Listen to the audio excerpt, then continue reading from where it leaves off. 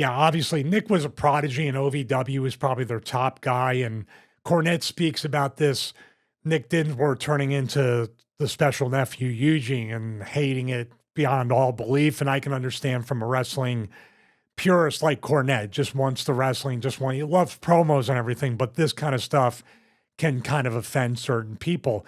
I give WWE credit. I don't know if it was intentional. My guess is, knowing the way Vince and other people are, it was not intentional that he became a beloved character on the show. And I have no doubt he was doing Make-A-Wish and all these other things and became, maybe even in a work sense of being a special needs wrestler, he became a role model and somebody that can convey a message to other people in this position that you can do anything you want. You don't have to be limited by what you feel is a disability. You can still have a very fulfilling life and also fulfill your dreams. I don't know how Nick, you have to look at his YouTube channel. I'm sure he said how he felt when it was presented to him the first time, because Nick Dinsmore in OVW was the wrestling machine. He was a Benoit type wrestler.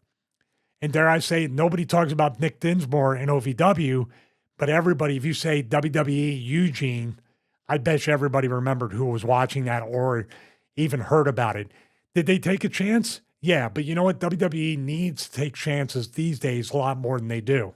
And this was definitely something they scored on.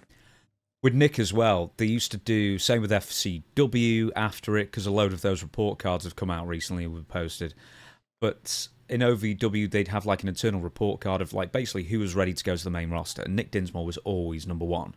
And instead, WWE would pick 18, 19, and 20 because it was Sylvain Grenier or something like that, and they had a good body. Can I ask you a question before you Yes. continue? I remember, did you tell me, I believe it was you that told me, that Al Snow got buried because Jim Ross was always putting Al Snow over in the meetings. So Vince said, okay, don't ever bring his name up. Could there be something like, oh, you think Nick Dinsmore is all that great? Okay, we're going to bring him up and give him this gimmick. It could be. I don't know if they just didn't have the look they desired, or they just didn't want like a straight wrestler like a Benoit type, and they wanted a character instead. But why they brought in, who was the other guy? Brent Albright. It wasn't his name in WWE, but around the same time, they brought Brent Albright in, who teamed with Benoit, and he was like a Benoit wrestler and very plain and very vanilla, but did all the moves Benoit did. I think it was Brent Albright. I forget his name in WWE. I think, was he not Brent Albright in WWE? He might have been Brent Albright. I'm not sure. Okay, all of his... Brent Albright, Gunnar Scott, Slater Vane, Smoke, Vance Vane, Vinny Valentino, Wayne Gator. Was it Gunnar Scott in WWE? It may have been Gunnar Scott. That sounds about right. I'm just looking. Yeah, Gunnar Scott. You know why Gunnar Scott, Gunnar Shooter. You see what I mean? That's why they picked it. But that was around the time Eugene was called up, so they weren't 2 years later. adverse. It was 2006, Brent. So after they refused to do that, they brought somebody in that could have did that Nick could have did the same thing. gimmick. Is they were doing in OVW, they had so many people, like Ron Waterman and guys like that. And, before then you had names like Glenn Kulker that used to be hanging around, the developmental that never I wrestled Ron Waterman on a dark match, and thank God it was a dark match. How bad was it? He's just a big jack dude. He's athletic in his own way, but in wrestling, you can have two left feet. Even if you're the most athletic football player, you get into a wrestling ring, it's an entirely different story. So I don't know. He wore like UFC type. Actually, he looked like he was an MMA with blonde hair. He was. Yeah, I think he was. He looked like Gold. He wore the Goldberg black shorts, I think, with the white trim. Had gloves. He had a bleached goatee and mustache and bleached hair. He was a super nice guy. So don't beat me up, Ron. Well, we'll move on quickly then before he beats you up. So, don't beat me up, Ron. Everybody else has. It's nothing special at this point. We have to mention the Triple H feud. So with SummerSlam 2004, Triple H beat Eugene. I mean, it was not unexpected in fairness, but it was like, I think his first big loss anyway. Then a few weeks later, I don't know if you remember this. If you don't, we'll just move straight on. A few weeks later, there was a cage match between Triple H and Eugene, where instead of it being a bit back and forth and Nick Dinsmore getting something, Triple H just beat him to death for 8 minutes straight and then just left the cage.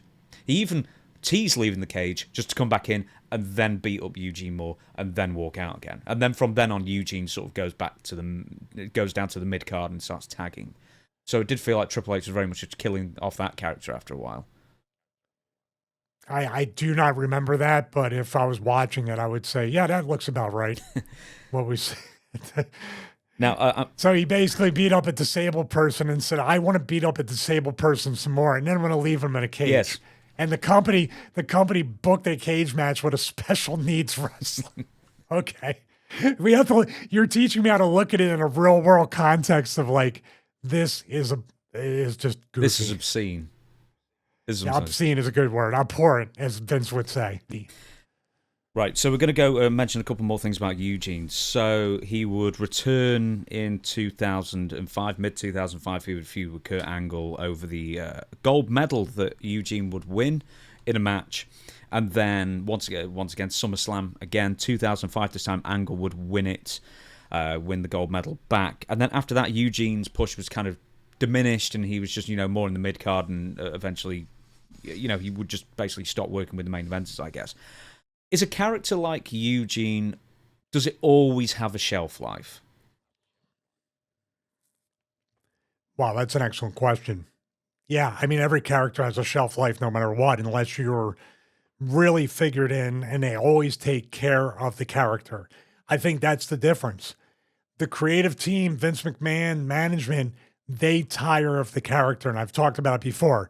Their internal clock as being part of the company and seeing Nick Dinsmore every single day and knowing he was an OVW for years, they have a different clock than a casual fan. And we're going to talk about Bischoff during this episode.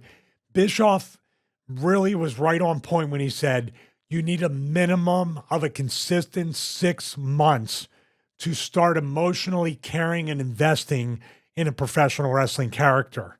In other words, that's why we had Savage back in the day. Local, little angle with George Steele. Oh, finally I can win the Intercontinental title, but he was in the company for maybe a year by the time that happened. Yeah, it was mid-85. At least 6 months. So yeah, I think he became champion in 86. 6 to 12 months before you really saw Savage as any kind of player.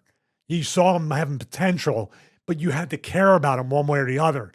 Same thing with Eugene. Eugene could be on TV for 20 years if Vince McMahon thought he had a 20-year shelf life. People can say whatever they want. Eugene or anybody else is determined to have the shelf life by other people. Triple H could have been the most boring wrestler ever. But I've said it before. King of Kings, the game, the music, the throne, the Terminator entrance, the motorcycle, the smoke and mirrors that every wrestler hopes to have to cover up any potential boring or boredom that the fans would have. Now, you can say every wrestler has the exact shelf life that the company determines they have. Now, obviously, there's some personal issues with Eugene or Nick Dinsmore after a while. I don't know if we're going to talk about that. That doesn't help. But in this vein, the Eugene character could have been a special needs version of John Cena that anybody could look up to.